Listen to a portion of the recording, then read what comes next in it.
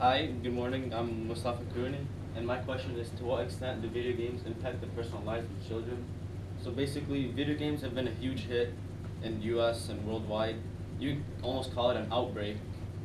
Uh, According to Kurt Squire, who's the professor at UC Irvine and director of initiates at University of Wisconsin, he said that basically 25 million Americans own a PlayStation, or one in every four. So that's where the word outbreak comes from. And that basically led to my question, to what extent do video games impact their personal lives? And you can see basic stereotype of a kid with a controller face close to the screen.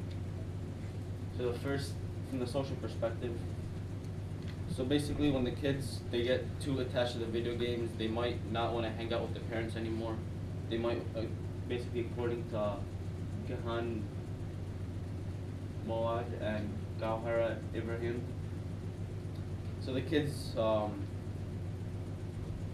they prefer to stay on the games than maybe go out for a bike ride with their dad, or girls might not want to go out to the mall with their moms.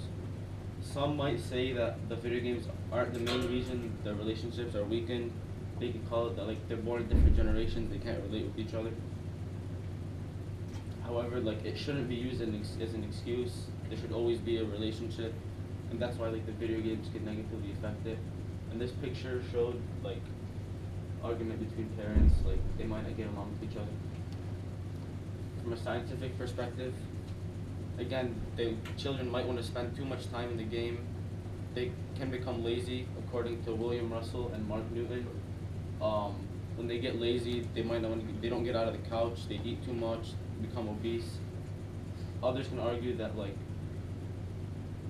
some games incorporate physical activity, like the Wii has, like, Wii Sports, but, like, there is some research that they do lose calories, but it's not research that shows that it's very effective.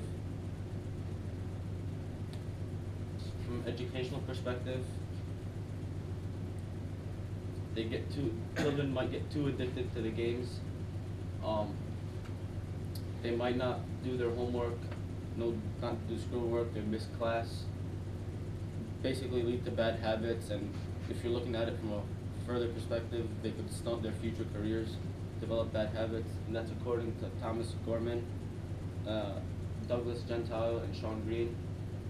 Others could argue that, like, students do get addicted to these games because they want to feel accomplished once they do, like, a certain objective in the game. However, like, it shouldn't be a small accomplishment that's not important, like a video game. It should be turned into something beneficial, like an education, where they can implement an education. And it shows over here, this graph shows, like, a rough correlation between the amount of hours playing video games and the GPA of the students.